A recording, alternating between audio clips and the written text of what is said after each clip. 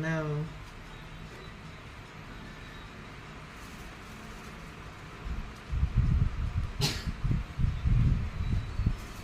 are coming true, and I am deeply thankful.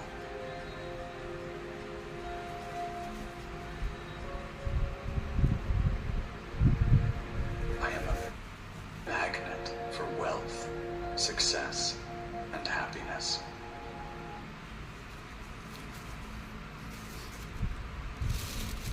My wealth exponentially. I am deserving of billions, and I receive them now. My actions create constant prosperity.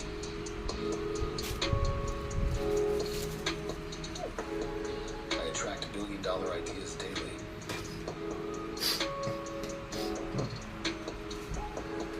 I am a visionary with limitless potential.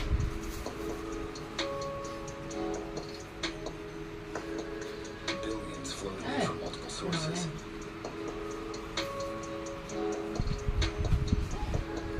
I am a อั powerhouse. นนี้เก่งน่าจะใส่แล้วแหละแต่ว่าใส่วันเดียว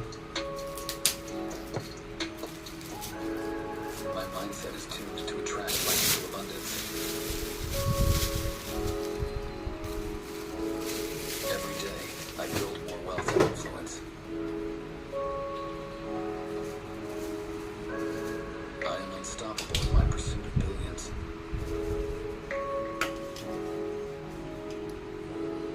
I embody success and prosperity.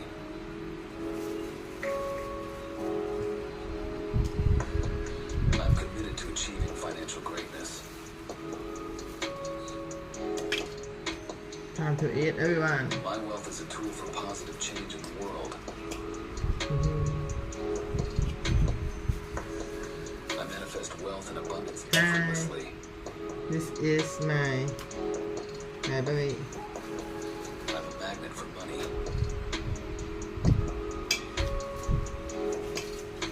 I am worthy of billions.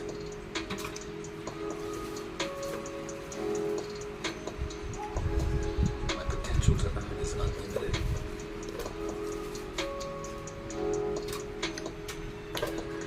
I use my wealth to create impactful, positive change. อันนี้เหมือนข้าวไลบรารีไทยเลย I'm always expanding my financial empire.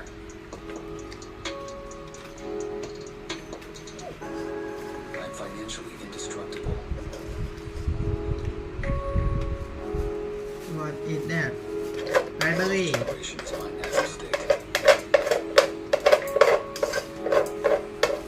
this is library I right create wealth and success out of every opportunity.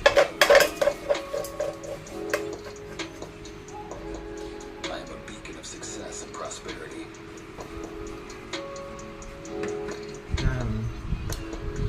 My intuition leads me to lucrative opportunities. I am the architect of my financial destiny.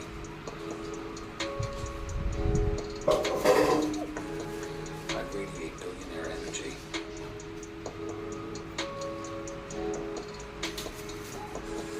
Every day, my wealth multiplies.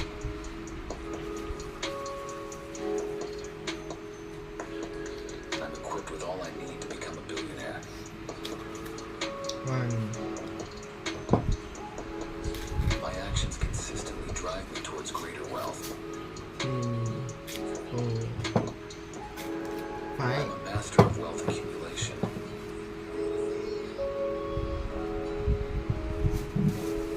My mind is tuned for success and prosperity. I love you everyone I see endless opportunities for wealth around me.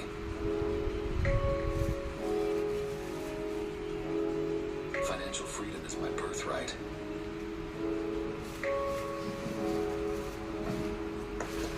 I am a dominant force in my นี่ไม่เมียน เอาไว้ไหน My wealth allows me to live a life of extraordinary luxury. อ๋อโอเค I attract partnerships that multiply my wealth. เข้าใจ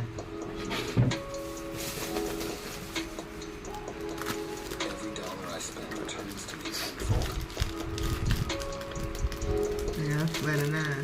I am in perfect alignment with my billionaire destiny.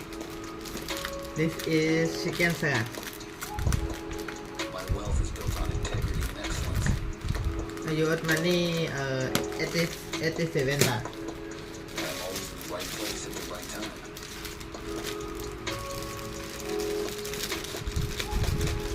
I leverage my assets to build lasting wealth. I am unstoppable.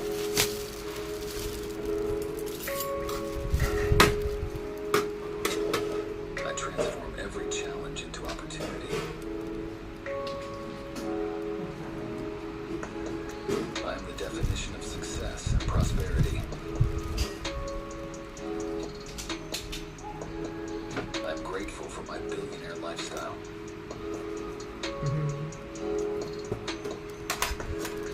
I am destined to be a billionaire. yeah นี่ I attract wealth effortlessly. มันนะนะ Every decision I make increases my wealth exponentially. I am deserving of billions, and I seek them now. My actions create constant prosperity.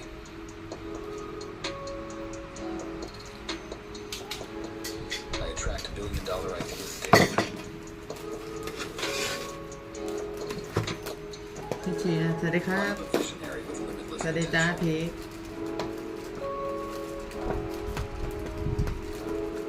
Billions flow to me from multiple sources.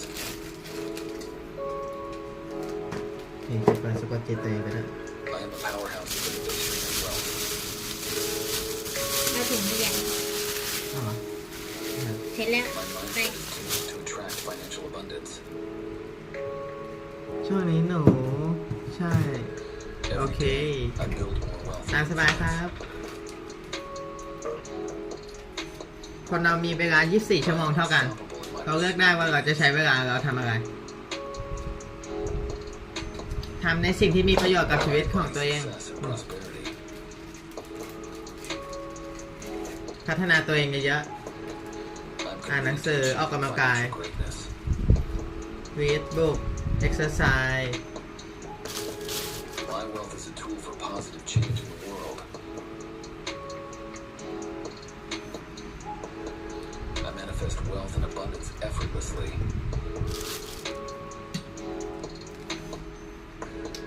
I'm a magnet for money. อืม I am worthy of billions.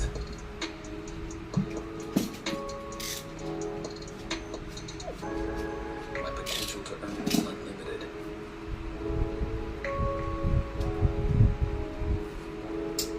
I use my wealth to create impactful, positive change. I'm always expanding my financial empire. เชฟเป็นคนที่จะไม่มี3สิ่งนี้คือบ่นกล่าวอ้างโทษ คือคนเรามีเวลาเท่ากัน 24 ชั่วโมง มันอยู่ที่ว่าเราจะทำอะไรกับเวลานั้นเชียไอ้คำว่าไม่มีเงินไม่มีเวลา Wealth อะไรพวกเนี้ย is my natural state. ตาลอยู่กับเชียร์มา3 ปี 4 ปี ไม่เคยได้ยินเชียร์พูดเชียร์บอกว่าเวลาเรามี 24 ชั่วโมงแล้วแต่ว่าเราจะทำอะไร Every opportunity. แล้วแต่ว่าเราจะให้ความสำคัญกับอะไร ใช่ I am a beacon of success and เงิน prosperity. ก็เหมือนกัน คนทั่วไปชอบบอกว่าไม่มีเงินเรา เงินน่ะมันมีอยู่แล้วเราแค่ My แค่ intention รู้วิธีหามันมาหรือดึงดูดมันเข้ามาในชีวิต ถ้ายังไม่มีเราก็ออกไปหา ถ้าเรามีแล้วเราก็เอาไปลงทุนดึงดูดมันเข้ามา นี่แหละเราต้องใช้ความคิดส่วน I radiate ส่วนคนทั่วไปก็จะบอกว่าไม่มีเวลาประมาณนี้จริงๆคนเรามีเวลาเท่ากัน 24 ชั่วโมงเจ้าคนรวยคนจนอ่ะ เวลาเท่ากันหมด my wealth มันเป็น multiplies. สิ่งที่มีเหมือนกันอ่ะ ไม่ว่าคุณจะจนหรือรวยคุณจะมีความสุขหรือไม่มีคุณจะทุกข์คุณจะเศร้า I need to become a billionaire. เราเอาเวลาให้กับสิ่งที่มันมีคุณค่ากับชีวิตอ่ะ ในวันหนึ่งอ่ะ 24 ชั่วโมงก็ตื่นขึ้นมาแบ่งเลยเฮ้ย Drive me towards วันนี้เราจะใช้เวลาทำอะไร จะทำชั่วโมงนี้ให้เกิดประโยชน์มากแค่ไหน ใช่ I'm a แล้วแต่ master เรา of wealth accumulation. เราต้องเป็นคนควบคุมชีวิตของตัวเอง อย่างเชียร์เนี่ยกินข้าวใช่ไหม ไลฟ์สดไปด้วยเพื่อบันทึกความทรงจำแล้วก็สะกดจิตตัวเองแล้วก็เรียนรู้ไปด้วยนั่นนี่คือสิ่งที่เชียร์อยากแบ่งปัน I see endless opportunities for wealth around me.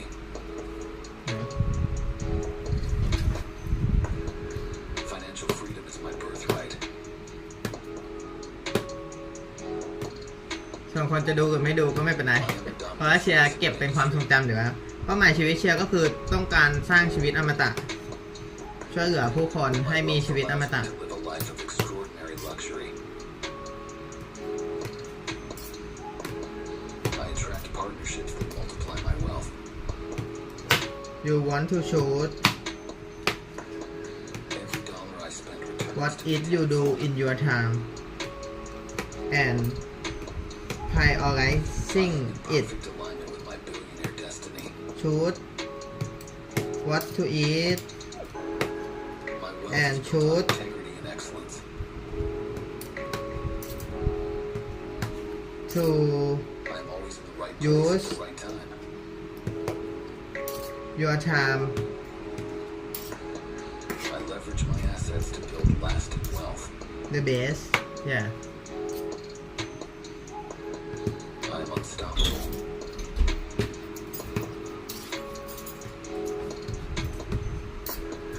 I transform every challenge into opportunity. ต่อไปนี้ถ้าพลิกมาดูเชียร์ไม่ต้องบอกคำว่าไม่ว่างนะเชียร์เข้าใจคือคนเรามี24ชั่วโมงเท่ากันไม่ต้องมาดูเชียร์หรอกเชียร์บอกเลยไม่ต้องมาดูเชียร์คือไปดูการ์ตูนดูหนังอะไรก็ได้ แต่ถ้าเข้ามาดูเชียร์ก็คือมาดูเชียร์แต่ไม่ต้องบอกว่าไม่ว่าง เพราะคำนั้นมันคือ I am destined คือเชียร์ไม่อยากได้ยินอ่ะมันเป็นข้ออ้างไอ้คำว่าไม่มีเวลาไม่มีเงินอ่ะถ้าเชียร์ได้ยินคำนี้จากใครที่อยู่ในรอบตัวเชียร์เดินหนีนะไม่คุยด้วยนะปกติอ่ะ เปิดฮะ ตอนนี้เห็นว่าเป็นผู้ติดตามเชียร์ใน YouTube เชียร์เลยบอก make increases my wealth exponentially. คือคุณเลือกได้คุณจะใช้เวลาทำอะไรในชีวิตอ่ะเลือกไปเลย Serving of billions. ไม่ต้องมาดูเชียร์ก็ได้ไปดูการ์ตูนดูหนังฟังเพลงดู TikTok ดู Facebook ดูไลฟ์สดคนอื่นตามสบาย My actions create constant prosperity. นอนเหมือนพี่ก็ได้ นอนก็ได้ พี่ก็นอน ถ้ามาหาเชียร์นี่คือทักทายอย่างงี้ปกติ $1 billion ideas daily. แต่ไม่ต้องพูดคำนั้นนั่นแหละดีมาก นอน I am a visionary with limitless potential. อยู่กับเชียร์จะรู้จักเชียร์ว่าเชียร์เป็นคนตรงๆ ถ้าไหนเชียร์ไม่ชอบเชียร์ก็พูด Sources. ไหนชอบเชียร์ก็บอก เชียร์ทำทุกอย่างเป็นสาธารณะเปิดเผยอยู่แล้ว I am a powerhouse of innovation and wealth. ออกกำลังกายกินข้าวทำไมเราทำแบบนี้ เพราะว่าเราต้องการเก็บความทรงจำ My mindset is ตัวอย่างการที่คนดูเห็นเราคนจะได้รู้ไงว่าเฮ้ยสิ่งที่เราทำเรากินยังไงออกกำลังกายยังไงเราถึงมีผลลัพธ์ชีวิตแบบนี้ wealth and influence.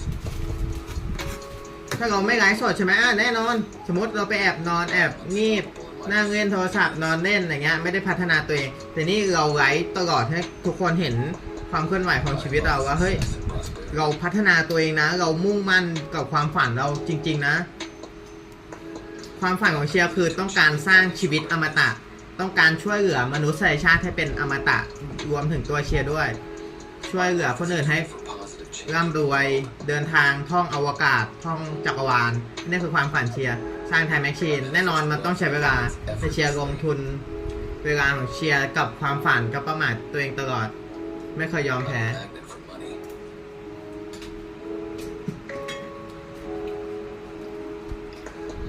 I am worthy of billions.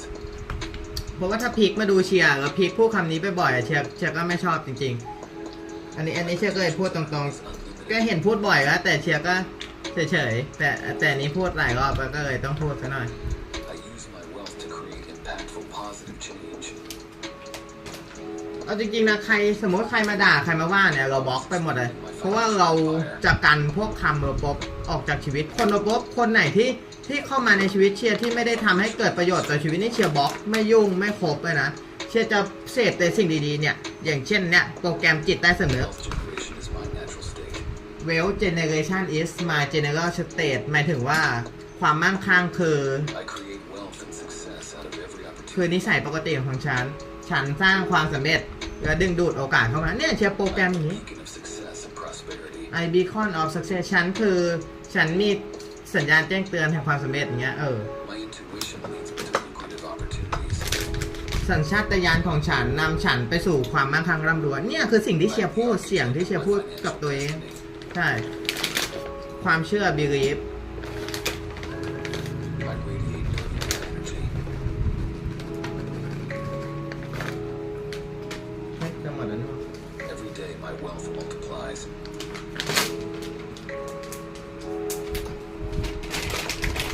I'm equipped with all I need to become a billionaire.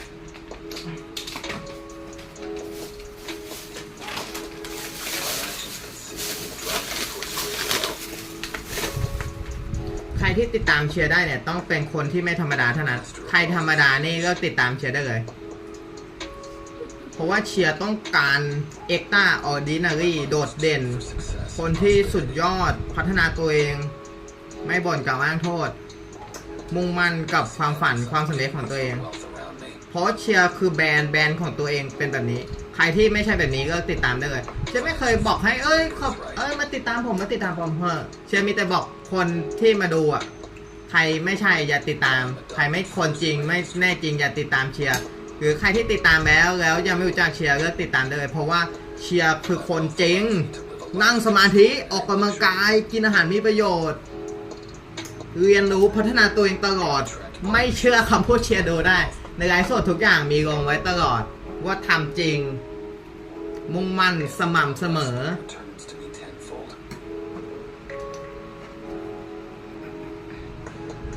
I am in perfect alignment with my billionaire Wow. destiny. แล้วส่วนใหญ่เชียร์ก็จะพูดเป็นภาษาอังกฤษแต่ถ้าเพื่อนๆคนดูพูดเป็นภาษาไทยมาเชียร์ก็จะตอบเป็นภาษาไทยเข้าใจนะพีค Right place at the right time.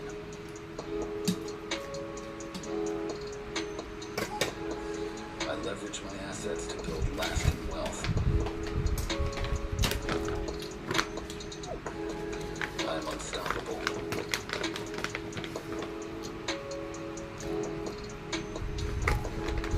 I transform every challenge into opportunity. การอยู่กับเชียร์มา 3-4 ปีเนี่ยไม่เคยเห็นเชียร์ฟังเรื่องระบบ I'm the ไม่เคยได้ยินเชียร์ฟังเรื่องพูดเรื่องระบบ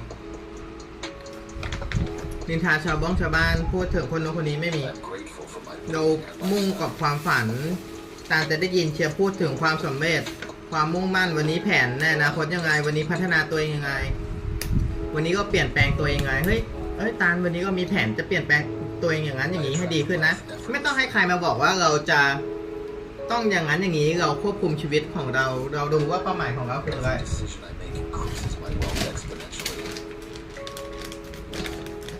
เวลาไปไหนถ้ามีคนมาอยู่รอบข้างเชียร์ตันเขาก็ได้ยินตลอดว่าถ้าใครพูดระบบนี่เชียร์เดินหนีไม่ฟังร้านขายข้าวไหนที่เปิดแต่ข่าวเชียร์ก็ไม่เข้า Prosperity.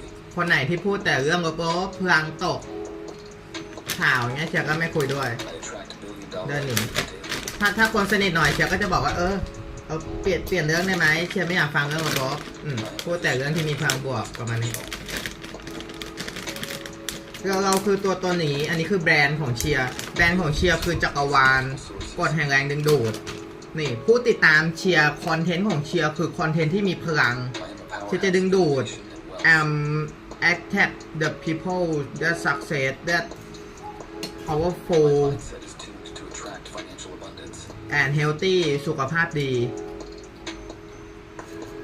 Every เรา day, choose I what build I eat wealth เรา and เลือกสิ่งที่เรากิน influence.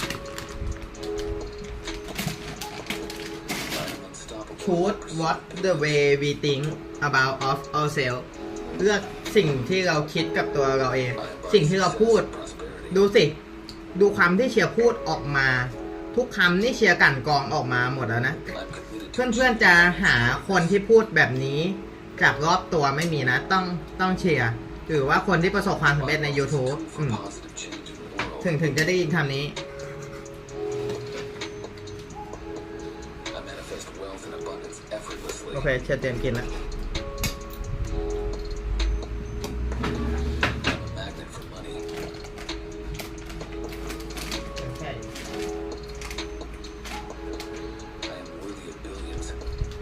เวลาถ้ามาเจอเชียร์บอกว่าเป็นไงบ้างวันนี้สุดยอดเลยค่ะ สบายมากค่ะพี่เชียร์สบายมากครับพี่เชียร์ผมมีความสุขมากครับพี่เชียร์ am happiness am powerful นี่อย่างนี้พี่เชียร์เป็นไงบ้างครับยอดเยี่ยมมากวันนี้เป็นวันที่สุดยอด am excellent am outstanding ต้องงี้คือว่าเราส่งพลังให้เขาเขาส่งพลังกลับมาเราส่งพลังให้เขาอย่างนี้สิไม่ใช่ว่า I'm not here to tell you how to live your life. ถามว่าเฮ้ยวันนี้เป็นไงเอ้ยไม่ไหวเลยเอ้ยวันนี้หมดแรงเอ้ยป่วยเอ้ยโอ้ยตึกถล่มเอ้ยพม่าเอ้ยข่าวเอ้ยอุบัติเหตุรถนู้นรถนี้ชนกันเอ้ย อย่าให้เราเห็น คน ป่ นั้ วน ยนะ โกงฉันคนนี้โกงฉันเอ้ยคนนั้นมานินทาคนนั้นมาด่าอะไรอย่างเงี้ยอันนี้คือพลังลบว้ายไม่ใช่เว้ยมันไม่ใช่แล้วว้า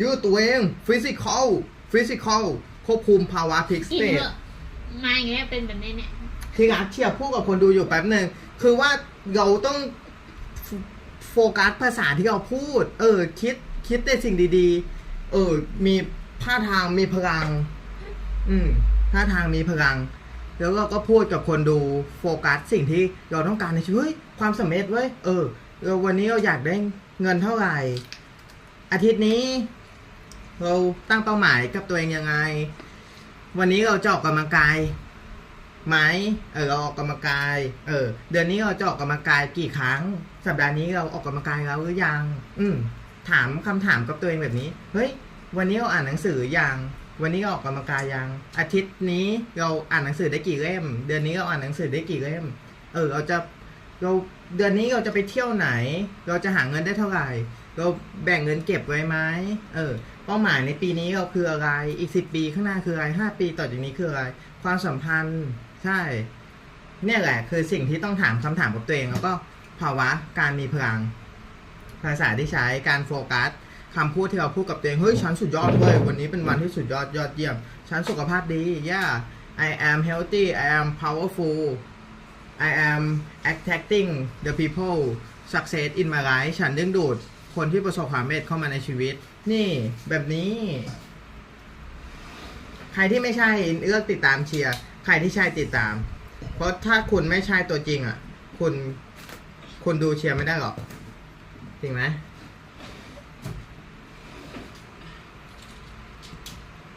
That's your business and no one else's. But here's a question worth asking.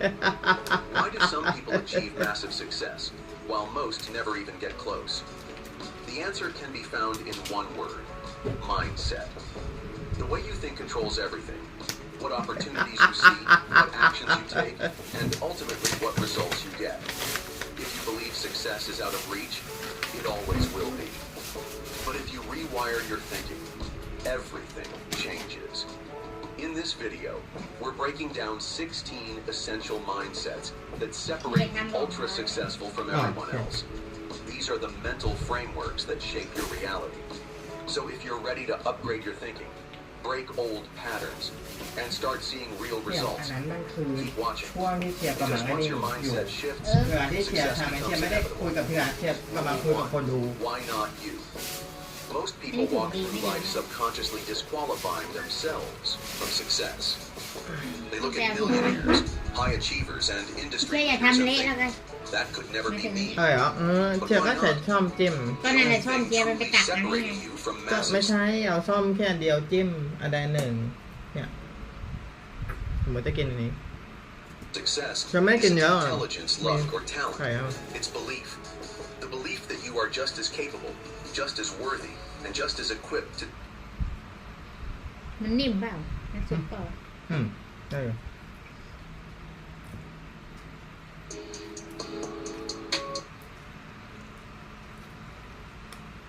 Require a book 100 times the size of this one. My analysis work proved that there are 30 major reasons for failure and 13 major principles through which people accumulate fortunes. In this chapter, a description of the 30 major causes of failure will be given. As you go over the list, check yourself by it, point by point, for the purpose of discovering how many of these causes of failure stand between you and success. 1. Unfavorable hereditary background. There is but little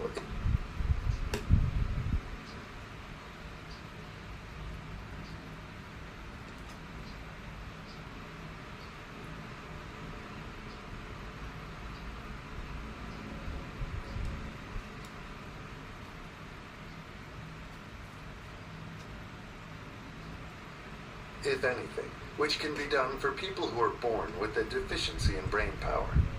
This philosophy offers but one method of bridging this weakness, through the aid of the mastermind. Observe with profit, however, that this is the only one of the 30 causes of failure which may not be easily corrected by any individual. 2. Lack of a well-defined purpose in life. There is no hope of success for the person who does not have a central purpose or definite goal at which to aim. 98 out of every 100 of those whom I have analyzed had no such aim. Perhaps this was the major cause of their failure. 3. Lack of ambition. Central is but little. That there are 30 major reasons for failure and 13 major principles through which people accumulate fortunes. In this chapter, a description of the 30 major causes of failure will be given. As you go over the list, check yourself by it, point by point, for the purpose of discovering how many of these causes of failure stand between you and success. 1. Unfavorable hereditary background. There is but little.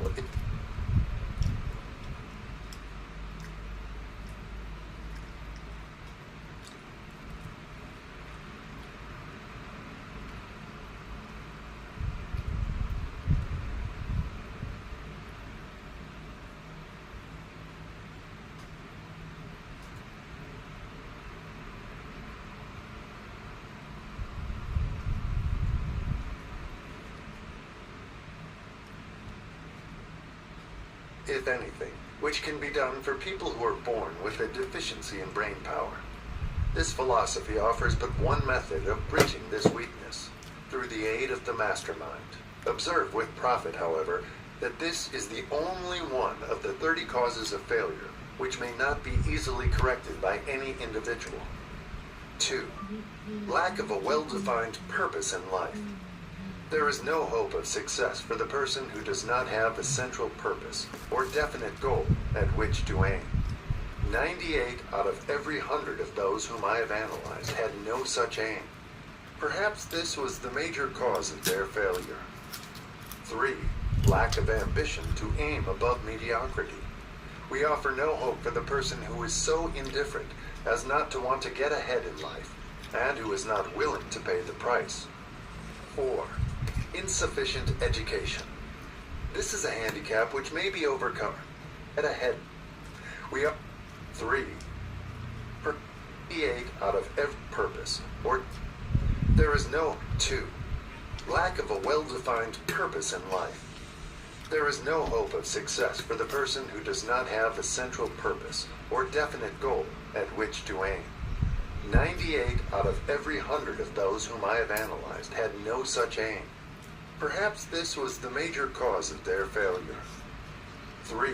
Lack of ambition to aim above mediocrity. We offer no hope for the person who is so indifferent as not to want to get ahead in life, and who is not willing to pay the price. 4. Insufficient education. This is a handicap which may be overcome with comparative ease. Experience has proven that the best educated people are often those who are known as self-made or self-educated. It takes more than a college degree to make one a person of education. Any person who is educated is one who has learned to get whatever he wants in life without violating the rights of others. Education consists not so much of knowledge, but of knowledge effectively and persistently applied. Men are paid not merely for what they know, but more particularly for what they do with that which they know. 5. Lack of self-discipline. Discipline comes through self-control. This means that one must control all negative qualities. Before you can control conditions, you must first control yourself. Self-mastery is the hardest job you will ever tackle. If you do not conquer self, you will be conquered by self. You may see at one and the same time both your best friend and your greatest enemy by stepping in front of a mirror. 6. Ill health. No person may enjoy outstanding success without good health. Many of the causes of ill health are subject to mastery and control. These, in the main, are อากาศข้างนอก A. มืด Overeating of foods not conducive to health. B. Wrong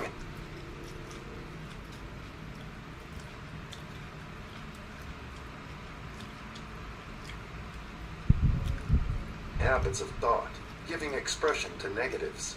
C. Wrong use of and overindulgence in sex. D. Lack of proper physical exercise.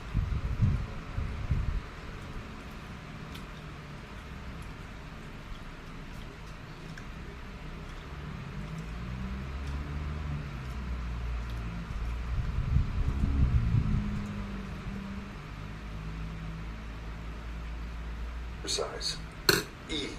An inadequate supply of fresh air due to improper breathing. 7.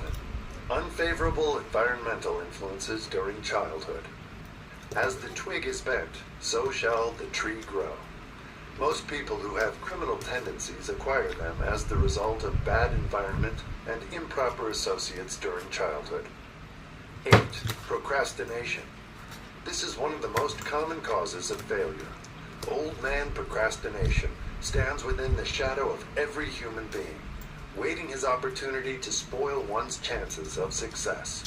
Most of us go through life as failures because we are waiting for the time to be right to start doing something worthwhile. Do not wait. The time will never be just right. Start where you stand and work with whatever tools you may have at your command, and better tools will be found as you go along. 9. Lack of persistence. Most of us are good starters, but poor finishers of everything we begin. Moreover, people are prone to give up at the first signs of defeat. There is no substitute for persistence. The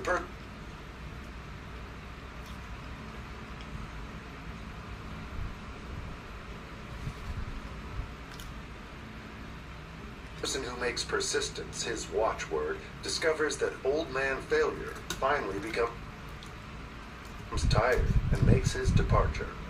Failure cannot cope with persistence.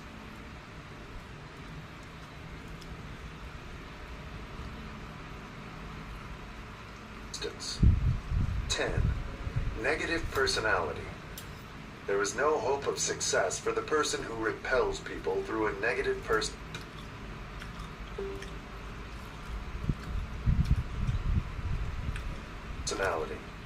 Success comes through the application of power, and power is attained through the cooperative efforts of other people. A negative personality will not induce cooperation. 11.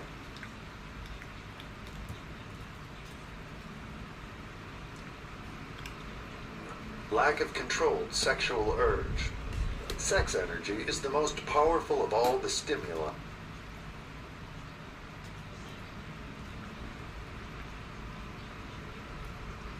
which move people into action. Because it is the most powerful of the emotions, it must be controlled through transmutation and converted into other channels. 12. Uncontrolled desire for something for nothing. The gambling instinct drives millions of people to failure. Evidence of this may be found in a study of the Wall Street crash of '29, during which millions of people tried to make money by gambling on stock margins. 13. Lack of a well-defined power of decision. Men who succeed reach decisions promptly and change them, if at all, very slowly. Men who fail reach decisions, if at all, very slowly, and change them frequently and quickly. Indecision and procrastination are twin brothers. Where one is found, the other may usually be found also. Kill off this pair before they completely hog-tie you to the treadmill of failure. 14. One or more of the 6 basic fears. These fears have been analyzed for you in a later chapter. They must be mastered before you can market your services effectively. 15. Wrong selection of a mate in marriage. This is a most common cause of failure. The relationship of marriage brings people intimately into contact. Unless this relationship is harmonious,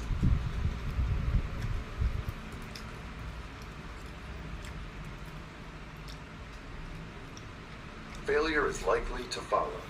Moreover, it will be a form of failure that is marked by misery and unhappiness, destroying all signs of ambition. 16.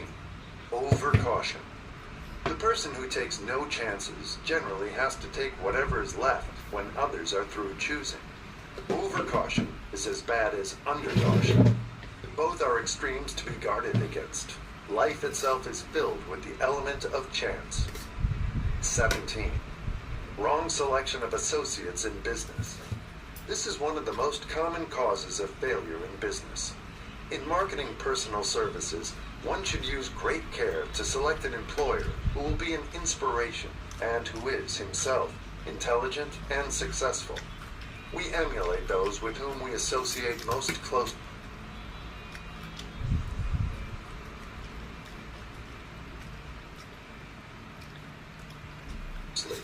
Pick an employer who is worth emulating. 18. Superstition and prejudice. Superstition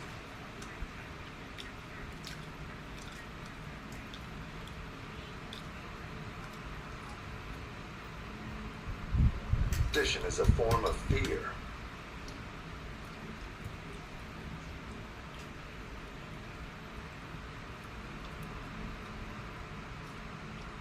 It is also a sign of ignorance.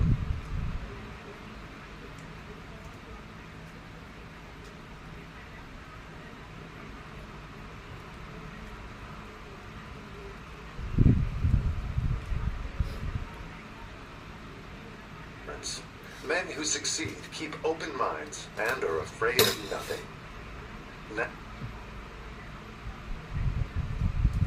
19. Wrong selection of a vocation. No man can succeed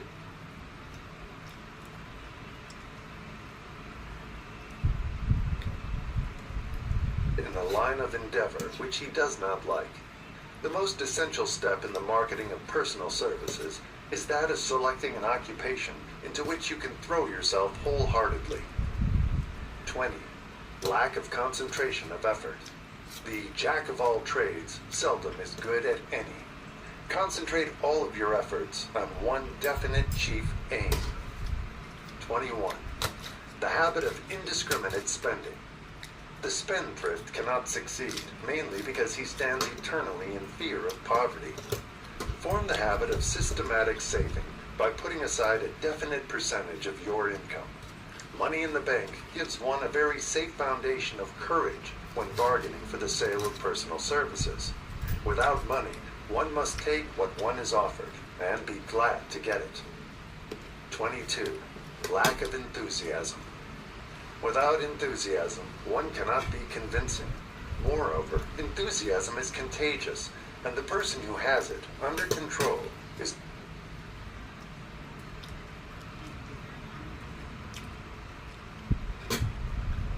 generally welcome in any group of people. 23. Intolerance. The person with a closed mind on any subject seldom gets ahead. Intolerance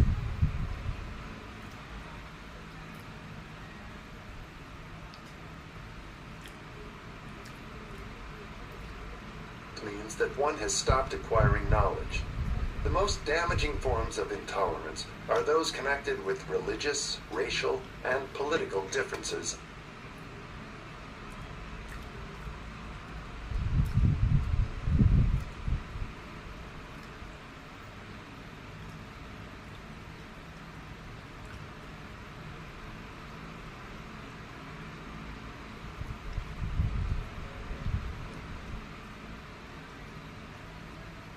Of opinion. 24. Intemperance. The most damaging forms of intemperance are connected with eating, strong drink, and sexual activities. Overindulgence in any of these is fatal to success. 25. Inability to cooperate with others. Overindulgence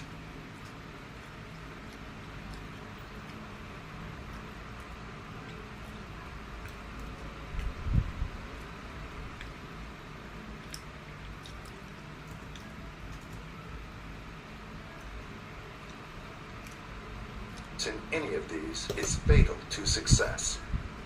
25.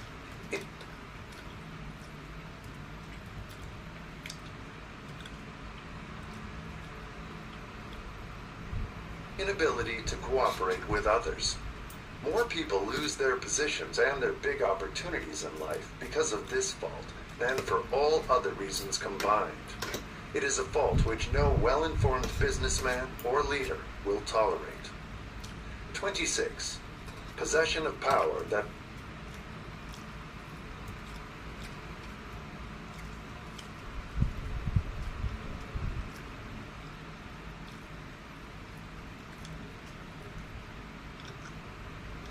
was not acquired through self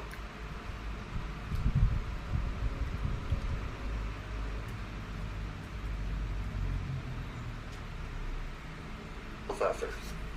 Sons and daughters of wealthy men and others who inherit money which they did not earn. Power in the hands of one who did not acquire it gradually is often fatal to success. Quick riches are more dangerous than poverty. 27. Intentional dishonesty.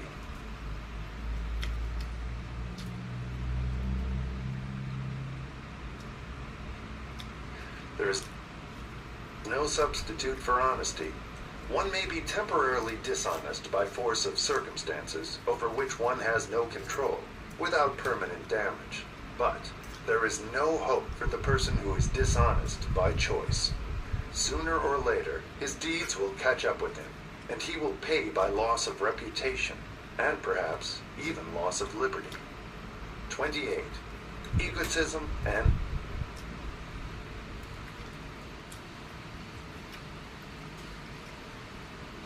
vanity. These qualities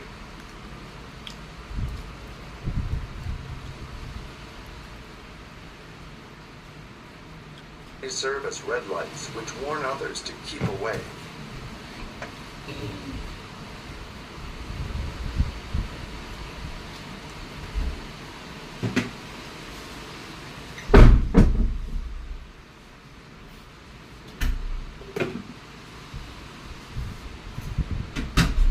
They are fatal to success.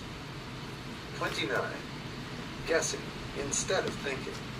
Most people are too indifferent or lazy to acquire facts with which to think accurately. They prefer to act on opinions created by guesswork or snap judgments. 30. Lack of capital. This is a common cause of failure among those who start out in business for the first time, without sufficient reserve of capital to absorb the shock of their mistakes, and to carry them over until they have established a reputation. 31. Under this, name any particular cause of failure from which you have suffered that has not been included in the foregoing list. In these 30 major causes of failure is found a description of the tragedy of life, which obtains for practically every person who tries and fails. It will be helpful if you can induce someone who knows you well to go over this list with you and help to analyze you by the 30 causes of failure. It may be beneficial if you try this alone. Most people cannot see themselves as others see them. You may be one who cannot. The oldest of admonitions is, man, no.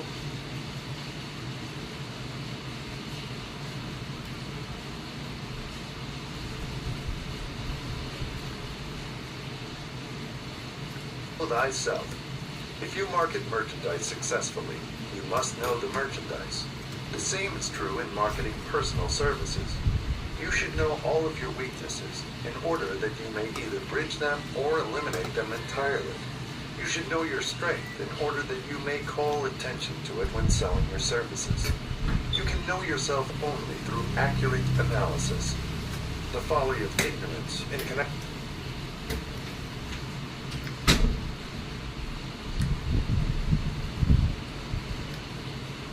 with self was displayed by a young man who applied to the manager of a well-known business for a position. He made a very good impression until the manager asked him what salary he expected. He replied that he had no fixed sum in mind, lack of a definite aim. The manager then said, "We will pay you all you are worth after we try you out for a week." "I will not accept it. the applicant replied, because I'm getting more than that where I am now employed. Before you even start to negotiate for a readjustment of your salary in your present position, or to seek employment elsewhere, be sure that you are worth more than you now receive. It is one thing to want money. Everyone wants more. But it is something entirely different to be worth more.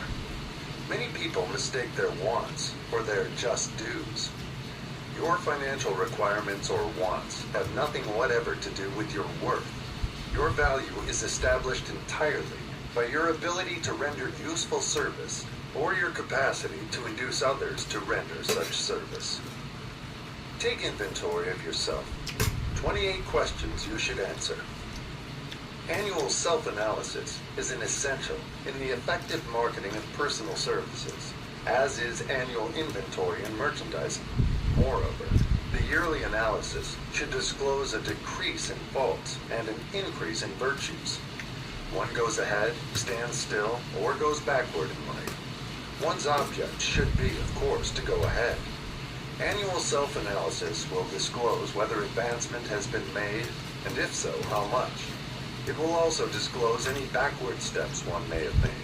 The effective marketing of personal services requires one to move forward, even if the progress is slow. Your annual self-analysis should be made at the end of each year, so you can include in your New Year's resolutions any improvements which the analysis indicates should be made. Take this inventory by asking yourself the following questions.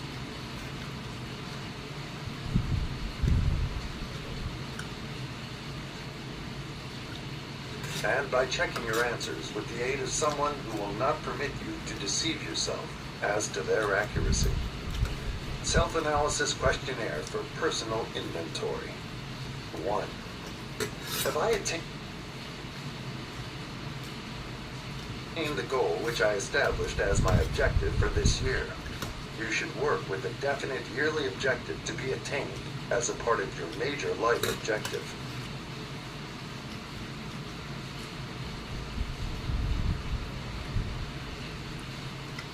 2.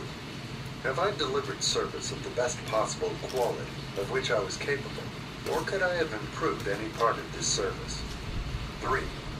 Have I delivered service in the greatest possible quantity of which I was capable? 4. Has the spirit of my conduct been harmonious and cooperative at all times? 5. Have I permitted the habit of procrastination to decrease my efficiency? And if so, to what extent? 6. Have I improved my personality, and if so, in what ways? 7. Have I been persistent in following my plans through to completion? 8.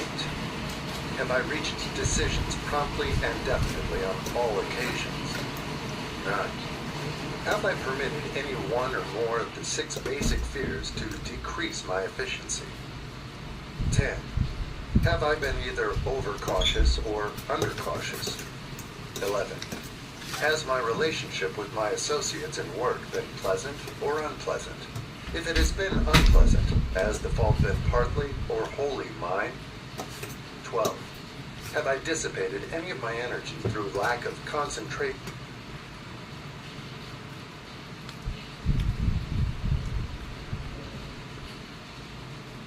of effort? 13. Have I been open-minded and tolerant in connection with all subjects? 14. In what way have I improved my ability to render service? 15. Have I been intemperate in any of my habits? 16. Have I temperate in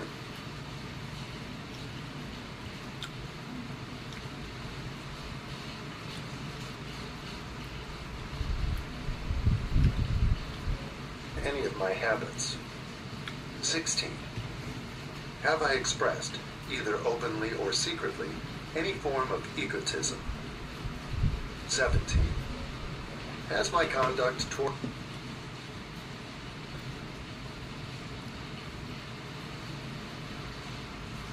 my associates been such that it has induced them to respect me? 18. Have my opinions and decisions been based upon guesswork or accuracy of analysis and thought?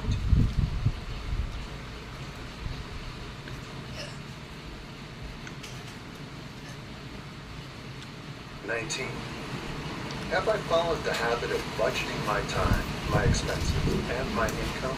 And have I been conservative in these budgets? 20. How much time have I devoted to unprofitable effort, which I might have used to better advantage? 21. How may I rebudget my time and change my habits so I will be more efficient during the coming year? 22. Have I been guilty of any conduct which was not approved by my conscience?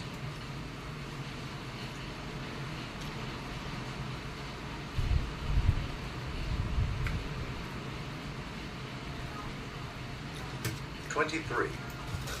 In what ways have I rendered more service and better service than I was paid to render? 24. Have I been unfair to anyone? And if so, in what way? 25. If I had been the purchaser of my own services for the year, would I be satisfied with my purchase? 26. Am I in the right vocation? And if not, why not? 27. Has the purchaser of my services been satisfied with the service I have rendered? And if not, why not? 28.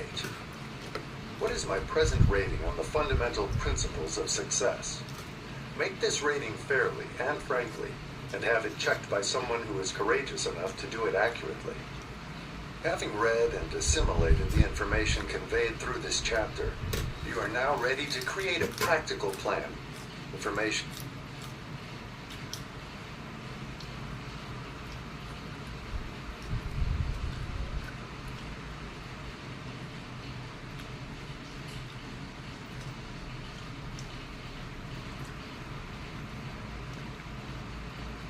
Conveyed through this chapter, you are now ready to create a practical plan for marketing your personal services. In this chapter, will be found an adequate description of every principle essential in planning the sale of personal services. Adequate description of every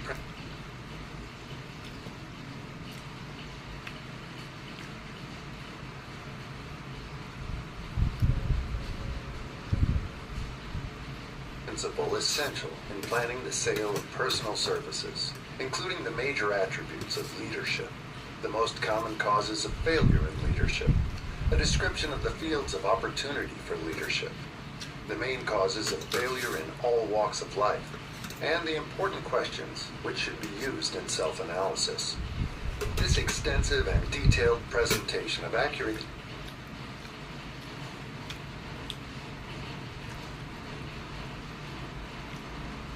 information has been included because it will be needed by all who must begin the accumulation of riches by marketing personal services. Those who have lost their fortunes and those who are just beginning to earn money have nothing but personal services to offer in return for riches. Therefore, it is essential that they have available the practical information needed to market services to best advantage. The information contained in this chapter will be of great value to all who aspire to attain leadership in any calling. It will be particularly helpful to those aiming to market their services as business or industrial executives. Complete assimilation and understanding of the information here conveyed will be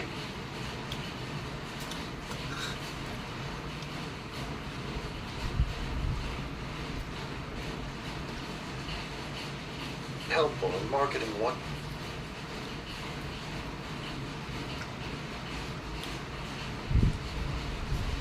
own services, and it will also help one to become more analytical and capable of judging people. The information will be priceless to personnel directors, employment managers, and other executives charged with the selection of employees and the maintenance of efficient organizations. If you doubt this statement, test its soundness by answering in writing the 28 self-analysis questions. That might be both interesting and profitable, even though you do not doubt the soundness of the statement. where and how one may find opportunities to accumulate riches. Now that we've analyzed the principles by which riches may be accumulated, we naturally ask, where may one find favorable opportunities to apply these principles? Very well, let us take inventory and see what the United States of America offered the person seeking riches, great or small. To begin with, let us remember, all of us, that we live in a country where every law-abiding citizen enjoys freedom of thought and freedom of deed unequaled anywhere in the world. Most of us have never taken inventory of the advantages of this freedom. We have never compared our unlimited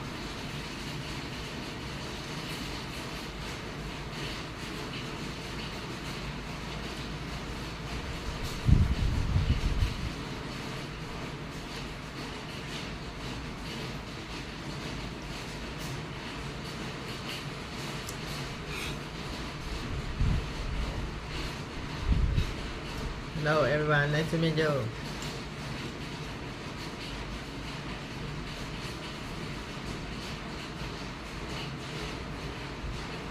So I'm going to talk about this here. This is book number 2 in the Rich Dad series. The book is called The Cash Flow Quadrant.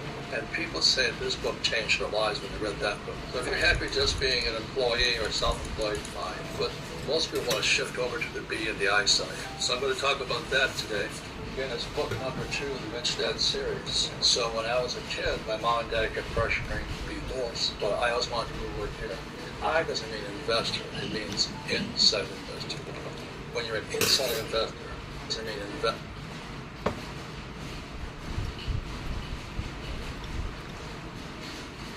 My mom and dad kept pressuring me to be this, but I always wanted to move over here. I doesn't mean an investor, it means inside investor. When you're an inside investor, call and spell. Over here is the capital side. So I always want to be on the inside of the deal. I put the deal together. When Kenny and I put our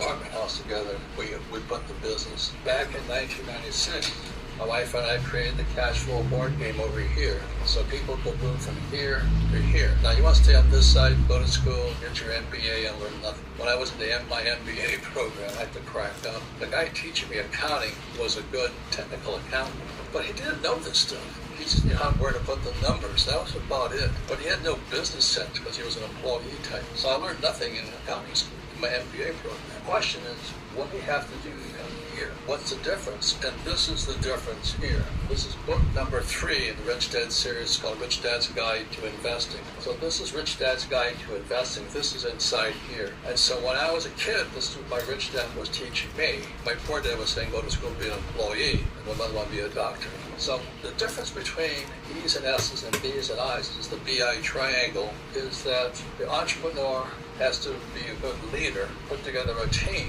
and a mission. So the mission of the Rich Dad Company is to elevate the financial well-being of humanity. When I joined the Marine Corps, first word was mission. I went to military school, was mission. Then the difference between E's and S's and B's and I's is E's and S's are the product. In other words, if you're a doctor, you're the product. You don't need anything else, But when I design a product to become an asset, so I designed the cash flow board game. We had to patent the board game with took an attorney. And then we had to figure out how do we get this thing through this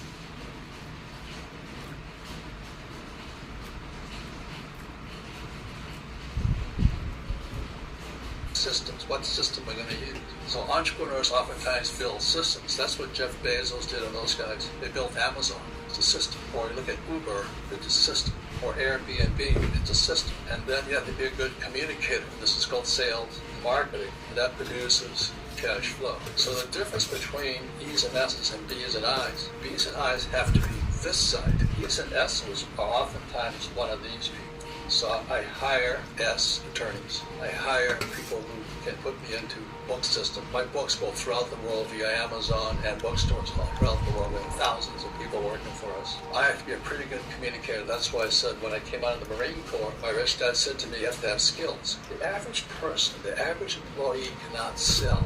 That's the problem. If you cannot sell, there's no money. So that's why when I came out of the Marine Corps, I went to work for Xerox Corporation, not because I liked Xerox machines, but they had a good sales training program.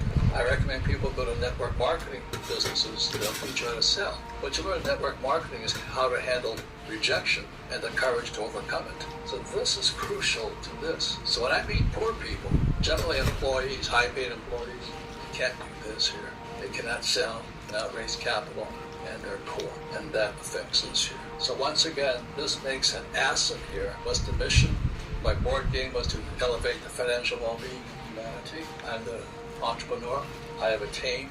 We build a product. I have attorneys come through systems throughout the world. It has to be able to communicate and sell and all this, and that provides cash flow. But once again, the reason most people are poor, they're employees. They cannot sell and they cannot raise capital. So that's why I recommend network marketing, so you learn how to overcome fear, rejection, and all this, and refine your communication skills. This is huge. More important than legal.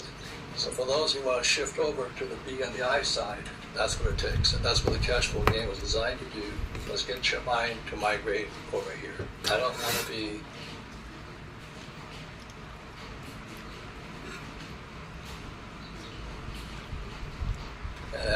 I don't want to be I didn't want to be a capitalist. And that's what we teach. So we just created this board game in 1996. The problem was, it was hard for people to understand what this game was about. So that's why in 1997, I wrote this book here, Rich Dad, Poor Dad. So I'm in this little series here explaining why games awaken your financial genius. Like, I learned about money playing Monopoly. My poor dad was a school teacher. Because you've got to get good grades, get a good job. And my rich dad was my best friend's father, says, you won't get rich working for money. So I don't understand that. Because as kids, we're programmed to go to school and get a job, to work for money. He says the rich don't work for money. And so that was kind of the start of it. So my rich dad, when I was 10 years old, started teaching his son, who was my best friend. We're 10 years old, growing up in Hawaii, and we're playing Monopoly. So the deal was with my rich dad, I had to work for him for free, and he would teach me to be rich. So I go to he owned hotels and he owned convenience stores and did a lot of little businesses. So I go to my rich dad, I pick up cigarette butts around his place, rake his lawn, paint things, we're just 10 years old, did simple jobs. And then my rich dad says, okay, I'm not going to pay you. Now my poor dad was a school teacher, went nuts. You can't not pay somebody. You have to pay people. And that's why I learned the rule I learned from a rich dad: the rich don't work for money. And that was big. It was a change in my mindset. So rich dad says, I will teach you how to be a rich man playing Monopoly. So we go down there once or twice a week. We'd work for about an hour, and then rich dad would break out his game of Monopoly. And he'd teach us to be rich people. And we all know the formula for Monopoly. It's 4 greenhouses, red hotel. So I asked my rich dad, I said, is that what you do in real life? He goes, yeah, we were sitting in his hotel. And I couldn't see it because all I was programmed to do was go to school, get good grades, get a job, save money, get out of debt. You don't get rich that way. So we play Monopoly, and today I own the hotel we're on right now. I own hotels on that side, I own hotels in the mountains. I own 15,000 rental units. All I'm doing in real life is playing Monopoly. So that's how you get rich too, because games are your best teacher. Think about this. Could you imagine trying to learn to play golf without a golf club or without golf balls? Well, that's what schools trying to tell you to do. Schools tell you like this. They sit there. Well, let me tell you about the moving averages. Let me talk about this. That. You don't learn anything. It's like saying, well, you should learn how to putt a ball straight. How do I putt a ball straight? You get a putter and you putt. Look at Tiger Woods. If he had a golf club in his hand, I think starting at 7, he wouldn't be the greatest golfer on earth. But what our stupid school system is trying to do is teach you to play golf without a golf club, without a golf ball, without a golf course. They want to do it this talking. Fuck you! Talk. I said school, but that's why people are not rich. They learn from talking heads. YouTube's filled with them. I call them the chihuahuas. They all the details. Well, today, just tell me what to do. Tell me what to do. But they can't tell you what to do because all they do is talk. So what makes Rich Dad, our organization, different from all organizations? We're the only ones with a game. This is like playing golf in real life. This is like playing the money game in real life. And that's what makes Rich Dad different. This game was designed to have you awaken your financial genius. It's a pretty hard game. It's a lot harder than Monopoly. So once again, this here is the game board for the cash flow board game. If you notice, there's two tracks. There's the fast track on the outside and the rat race in the middle. That's where the rat's in the middle. And most people go to school and become rats. They just run around this little circle all their lives, putting their money into a 401k or stocks or bonds and mutual funds. I don't do any of that stuff. But this here is the real trick of the cash flow board game. This is called a financial statement. This is income statement, balance sheet, statement of cash flow. This is called financial literacy. And the thing that makes the cash flow game so powerful is as you're playing this game on this game board, this is your real game board. Now, I wish I could say it was easy, but if you can't add and subtract, because all it's going to take is add and subtraction. You don't need calculus and other stuff they teach you at school.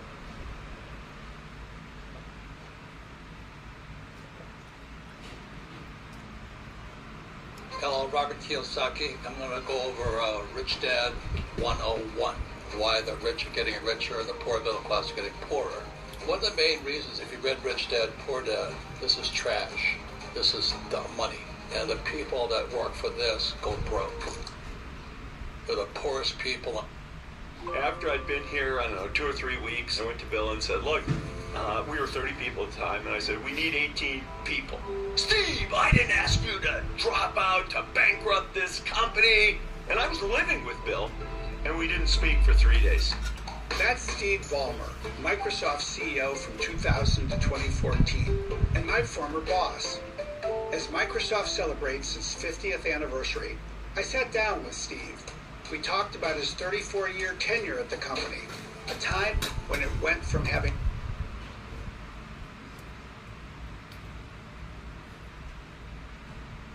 only 30 employees to becoming one of the most valuable companies on the planet.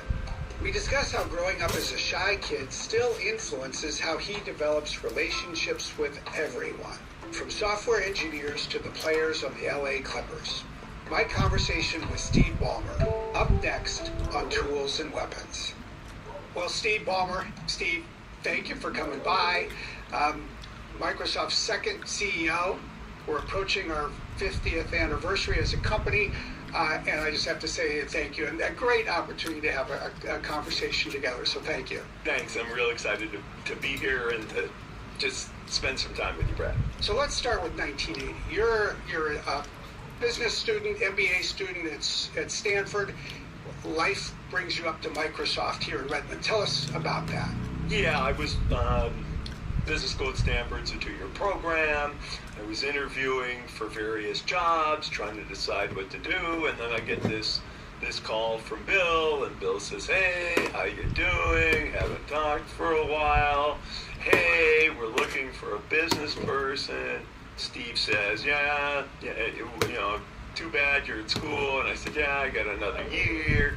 And then Bill says, too bad you don't have like a twin. Be great to have you up here. Goodbye. And I thought about it. There was no more obvious flirtation than that. I thought about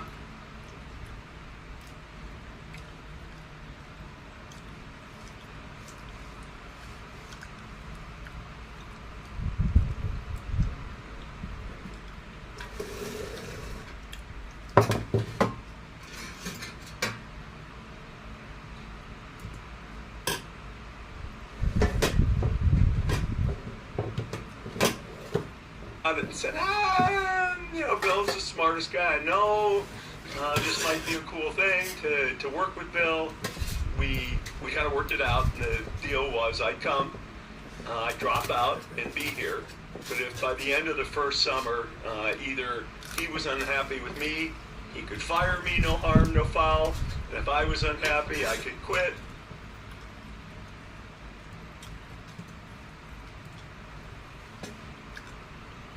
No harm, no foul, at least in terms of our personal relationship. And, 34 years, I was here. And there was still a thought process, I think, that got you to stay here. Bill talks about the work he had to actually invest to make sure that you stayed. And being as young as he was, he didn't rely only on his own devices. I think he turned a little bit to his parents, as I recall. Yeah, Bill and I had an interesting / difficult first month. After I'd been here, I don't know, 2 or 3 weeks, I was talking to all the people in the company, and there was more work than we could honor for our customers. And I went to Bill and said, look, we were 30 people at the time, and I said, we need 18 people. Steve, I didn't ask you to drop out to bankrupt this company. And I was living with Bill, and we didn't speak for 3 days. Oh my gosh. 3 days we didn't speak. But after 3 days, okay, we talk, and Bill says, prove to me you can hire one good person, and then we'll worry about the other 17. But in the process right before that, I decided I'm not dropping out of business school to be the bookkeeper, essentially, for a 30-person company. That didn't fit with me, and so I talked about going back, and we were having this argument about people, and, sort of, I can't remember, it was right before or right after the argument. Bill's dad and I go out for dinner. I still remember there's a place called The Butcher that was here in Bellevue, and Bill's trying to convince me to stay, and Bill's dad is kind of an imposing, serious character, 6'7" or whatever he was, so, a little more imposing. But I think it was that dinner where Bill said, Steve, you don't get it. We're going to put a computer on every desk and in every home. That was the sales pitch as I remember it. And of course that became a company motto for many, many years. And I wound up buying a house a few weeks later and staying. And the rest is history. So to speak. You played such a role in creating that history. And Bill, when I was talking to him, was reminding me, he's reminded everybody through his recent book that he loved to code, he loved math. You two had in common this love of math, but you took that love of math to what I would almost characterize as every aspect of what's needed to run a great business. The marketing, the product development, the sales. How did you develop the breadth of, I'll just say, the range that you ended up pursuing? Look, I was blessed with some skills, numerical skills. And I was extra motivated twice in my life to get good at math. In 2nd grade, my dad got transferred overseas, and we spent 1 month in the international school in Brussels, where I think I dragged you one time. Yeah. And my 2nd grade teacher told my parents, Steve is addled. Because of math, he will have trouble in the 3rd grade. Wow. So I spent the summer between 2nd and 3rd grade studying math because I did not want to be failing in 3rd grade. I spent 3 weeks in 3rd grade because I had studied so hard, and then they put me in 4th grade. But it was all because I felt like I was failing the math. Interesting. I moved back to the U.S. After 8th grade, I got a scholarship to go to this private school. I get to the private school, and I'm a year behind in math. Everybody else has had 1 year of algebra. I haven't. And so I'm feeling very behind again. And I had a nurturing math teacher who,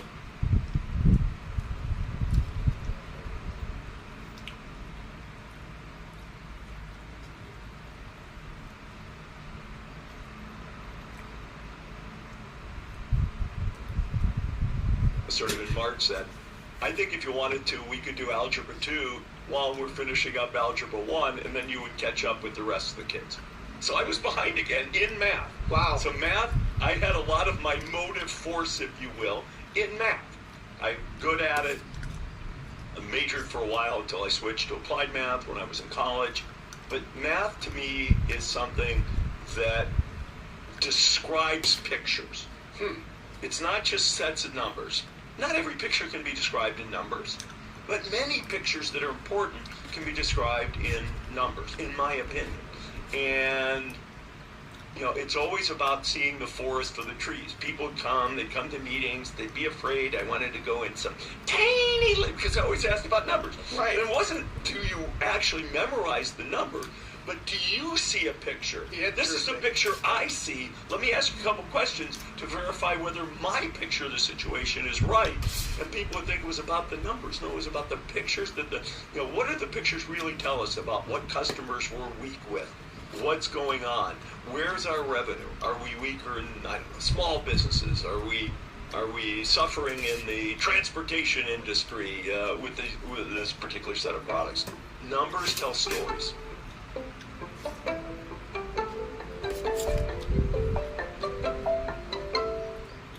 I want to go to your years as CEO. You know, starting in 2001, 2000, I guess it was 2000. January of 2000. Yeah. You know, having been, I started reporting to you directly in November 2001, it was an extraordinary period, you know, going all the way up to basically February of 2014. Okay. The Thank company you very much. enjoyed really, you know, uninterrupted growth. The company's revenue tripled. Depending on how you account for stock compensation, the company's profit grew even more. But you know, there were so many challenges as well, because by then Microsoft was sort of on the king of the hill, and there were so many people always trying to sort of knock us off that pedestal. How do you think about sort of what the most sort of rewarding triumphs were, the hardest challenges during that period of time? Bill and I flipped. I became CEO. Bill became chief software architect. And then you realize there's a difference mentally that nobody can prepare you for, which is absolutely the buck stops with you. Mm-hmm. You own, no matter what you think. When you're not CEO, you wind up deferring. When you are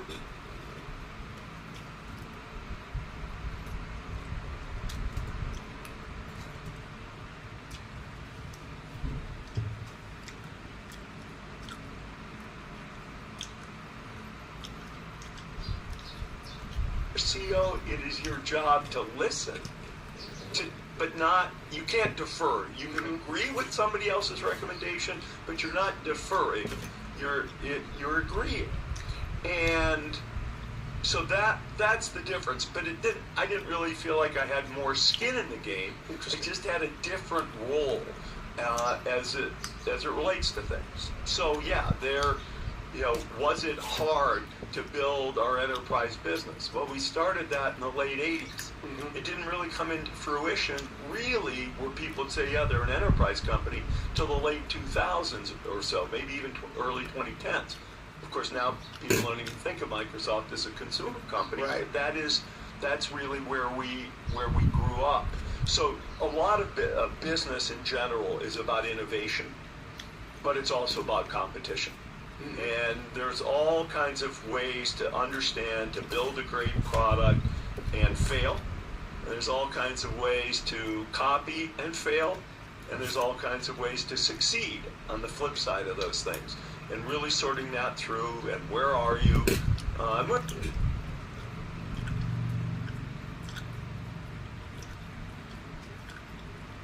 It was a fabulous run.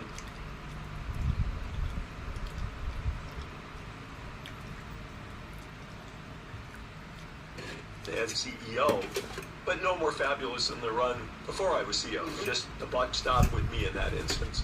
We had a new kind of competition, new for the company, called free software. And at that time it took the form of something, Linux, and something called Open Office, which I'm sure most employees of Microsoft today probably haven't even heard of, to be fair. I did a piece of math that said, since I left in 2014, I'll bet there's only about, of the total population of Microsoft today, it would be between 5 and 10% of the people here today were here when I was here. And then I think about things, and they are ancient history, but they are important. So you say, you go from competition to competing against something free. Wow. That was a different way to have to think about things. It was a different, how do you beat free? And price isn't the only thing, but we went through that, and thank God we were successful. If we're not successful, the company's not sitting here with an Office business, let alone a Windows business, let alone a server business, because Linux and Open Office, that was the heart and soul of a competitive attack.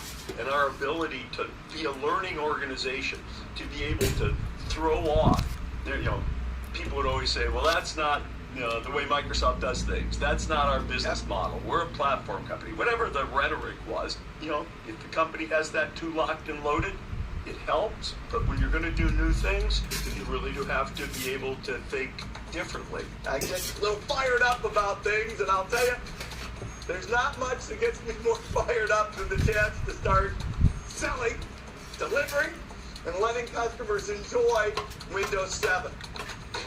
I do think there's some, I will almost say some life lessons that I, in my own opinion, speak to anybody, whether they were at Microsoft or whether they've never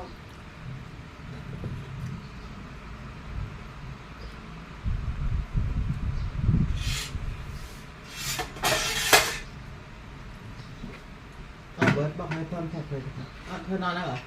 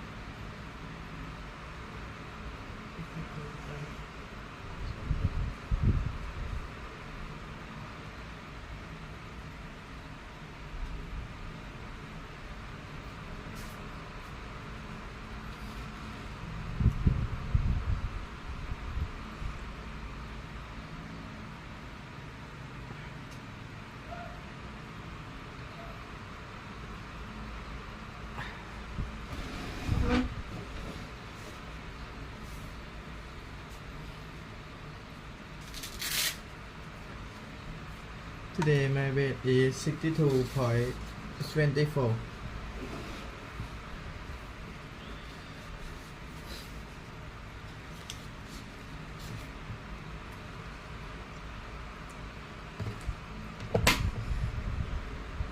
I want to go to West Room. กรุณาอย่าเคลื่อนไหวและทำตัวให้ผ่อนคลายนะคะพร้อมตรวจสอบภาพของแขนให้ตรงกับระดับหัวใจค่ะด้วยวัดความดันโลหิตได้เลยค่ะ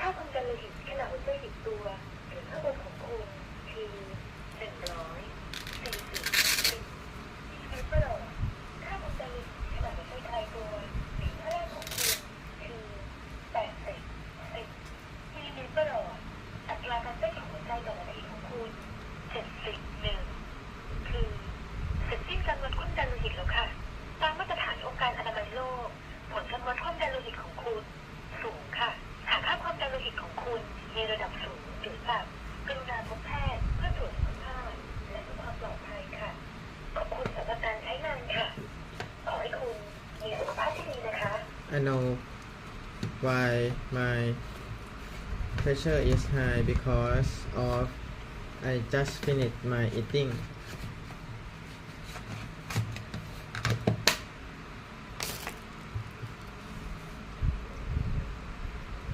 Bye bye.